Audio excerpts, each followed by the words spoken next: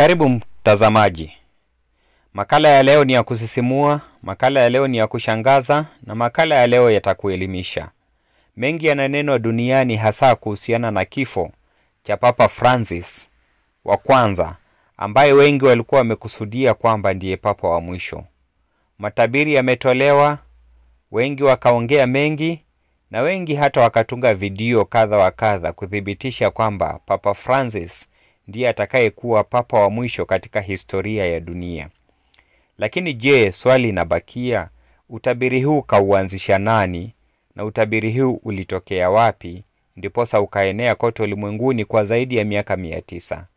Andamana nami ili nipate kuweza kukujuza. Aliyetoa unabii huu inadaiwa kuwa ni askofu mmoja wa diocese ya Maga kule Ireland, aliyeishi kati ya mwaka wa 1194 hadi 1148 baada ya Mwokozi. Jina la askofu huyu aliitwa Malachi, ingawaje jina lake la kuzaliwa ni Omagai. Yasemekana aliona katika maono na akaandika tabiri hizi kuhusu mapapa watakaotawala kuanzia enzi zake hadi siku za kiyama ama za mwisho wa dunia.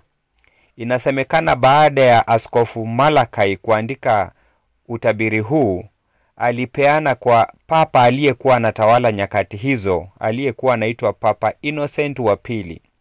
Huyu Papa Innocent wa pili alianza kutawala mnamo mwaka 1130 hadi 1143.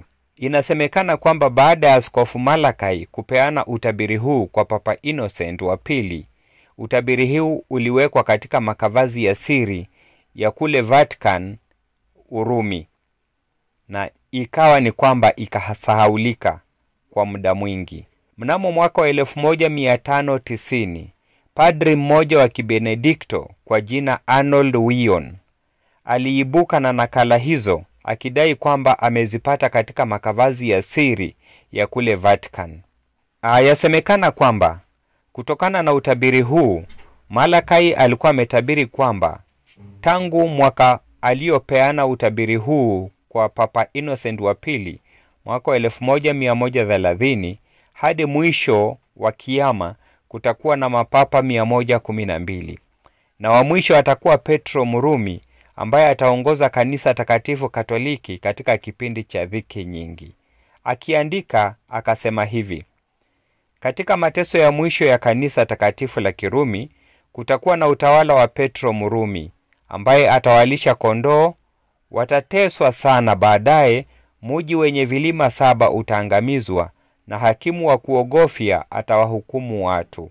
Mwisho mwaka 1590, wakati ambapo kulipokuwa na uchaguzi, kukihitajika kuchaguliwe papa mwingine atakayechukua usukani. Yasemekana kwamba nakala hizi ziliibuka ili kushawishi makardinali waliokuwa wameenda kufanya uchaguzi wapate kuweza kumchagua Kardinali Girolamo Simoncelli. Bali baada ya uchaguzi, Simoncelli hakuchaguliwa kama papa, ila Niccolo Sfondrati ndiye aliyechaguliwa na akajitwalia jina la Papa Gregory wa 14. Katika makala haya ama nakala hizi za utabiri wa Malachi, kuna sehemu ambazo utabiri huu umeonekana ukiwa sahihi. Hasa sehemu ambazo zilianza mwanzo paka mwaka 1590. Tangu ziliposemekana kwamba ziliandikwa 1130 paka 1590. Kuna tabiri nyingi hapo ambazo zinaonekana kuwa ni sawa. Lakini kuanzia 1590 kuja hadi leo kuna tabiri nyingi ambazo hazijaenda kulingana na vile nakala hizo zinavyosema. Tabiri ambazo zinaonekana kwamba zinaenenda kulingana na vile nakala hizo zinavyosema ni kama ifuatavyo. Ya kwanza, Papa Yohana wa 22 ambaye alitawala kuanzia mwaka 1316 hadi 1334 alitabiriwa kuwa atatoka kwa mfupa wa mshona viatu, kwa lugha ya Kiitaliano de sutor oseo. ama kwa kimombo from the bony shoemaker. Huyu Papa Yohana wa 22 alikuwa mtoto wa mshona viatu, na jina la familia ilikuwa Osa, kusema mfupa. Papa Urban wa 8 ambaye alitawala mwaka wa 1623 hadi 1644 alitabiriwa kama maua ya waridi, Lilium et Rosa kwa Kilatini, ama Lilies and Roses kwa kimombo. Yasemekana nembo ya familia yao ilikuwa imefunikwa na maua. Papa Yohana wa 23 alitabiriwa kwamba ni mchungaji baharia, kwa Kilatini pastor en nauta, shepherd and sailor kwa King'eng'e. Papa huyu alitoka Venice, mji wa Venice ambao ni mji unaojulikana wa mabaharia, na alipochukua uongozi alitangaza kwamba atakuwa mchungaji mwema.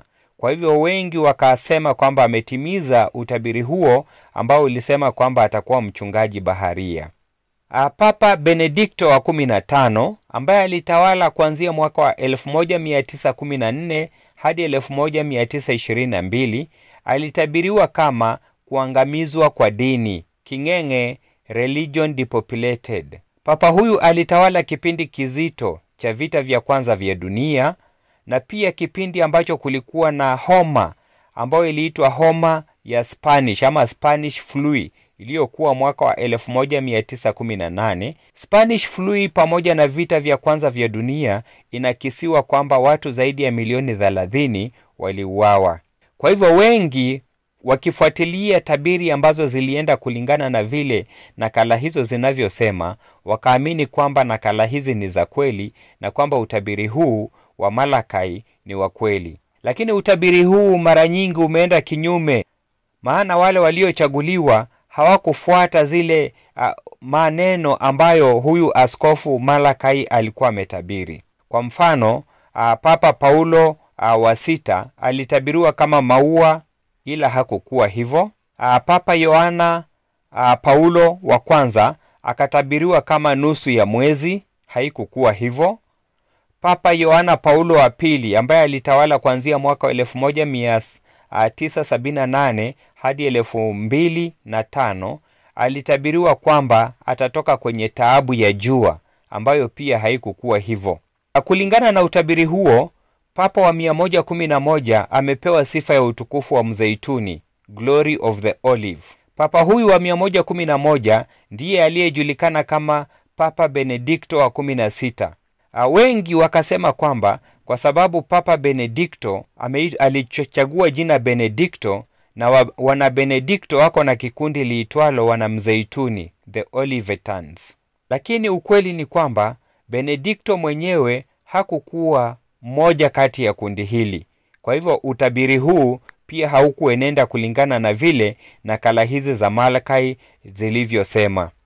Papa wa 112 kulingana na utabiri wa Malakai angekuwa Petro Murumi, angechukua jina Petro Murumi, ambaye angechunga kundi lake wakati wa mateso makuu kwa kanisa la Katoliki. Ila Papa wa 112 tangu nakala hizi zilipopatikana ama zilipopeanwa kwa Papa Innocent wa 2 hadi leo, Papa huyo alikuwa anaitwa George Mario Bejogil na alichukua jina la Papa Francis.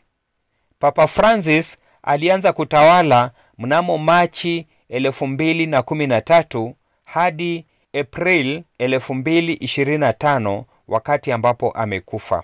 Papa huyu alikuwa Muargentina, kwa hiyo akawa papa wa kwanza wa kutawala kutoka Amerika ya Kusini. Na papa huyu alikuwa papa wa 112 kulingana na orodha ya askofu Malakai, na papa wa 265, sio 266, maana Mtume Petro hakukuwa papa wa kwanza. Papa huyu hakuenenda kulingana na vile unabii huu ama utabiri huu wa Malakai ulikuwa unasema. Maana utabiri wa Malakai ulikuwa kwamba papa wa mwisho Murumi wa 112 ataongoza kanisa Katoliki wakati kutakapokuwa na dhiki kuu, kutakuwa na vita na kanisa Katoliki litakuwa linateswa, na ingefaa aongoze hadi wakati hakimu mwenye sura kali atakaposimama ili apate kuweza kuhukumu mji unaokaa katika milima 7. Papa huyu hakutimiza hayo. Kuna wale waliojaribu kulazimisha ili ionekane kana kwamba wanatimiza utabiri huu wa Malakai. Kwa mfano, mwaka wa 1958 Kardinali Spellman aliabiri mashua iliyokuwa na kondoo, akaabiri mto Tiberi ili kuonekana anatimiza utabiri wa mchungaji baharia. Kwa hivyo akajaribu ili isemekane kwamba kweli yeye ndiyo atakayekuwa papa, maana amekuwa mchungaji baharia kwa vile ameabiri mashua, na mashua yenyewe iko na kondoo ndani yake. Ningependa kukufahamisha hivi, mpendwa unayenisikiza, kwamba kulingana na tovuti nyingi za kanisa Katoliki, utabiri huu haujatambulika rasmi na kanisa Katoliki kama ni utabiri wa kweli. Bali wanahistoria wengi wanasema kwamba utabiri huu ulikuwa ni gushi ambao uligoshiwa Padri Arnold Wioni ili kujaribu kushawishi uchaguzi uliokuwa unafanywa mnamo mwaka 1590. Arnold Wioni alikuwa anapendelea kardinali ambaye alikuwa na muunga mkono apate kuweza kuchaguliwa. Ila baada ya kura kuweza kupigwa, bado yule kardinali Simeoncelli hakuchaguliwa, bali kukachaguliwa Kardinali Nicolo ambaye alijipa jina Papa Gregory wa 14. Kwa hivyo utabiri huu unaosemekana kwamba ni wa Askofu Malakai si wa kweli, ila ni uongo, na wale wote ambao walikuwa wameamini kwamba Papa Francis ndio wa mwisho, basi walinoa kwa kuamini uongo na kutumia uongo wa Kardinali Arnold Wion ili kujaribu kuthibitisha ya kwamba Papa Francis ndiye wa mwisho. Haikuwa hivyo, bali tumeonywa katika maandiko na Mwokozi kwamba tujihadhari siku hizi za mwisho, maana wengi watasema hivi na wengi watasema hivi, ila saa ile na siku ile hakuna atakayejua ila Baba mwenyewe. Kwa hivyo hiyo ndiyo chanzo cha wengi kupotoka na kusema kwamba Papa Francis ndiye wa mwisho. Barikiwa sana.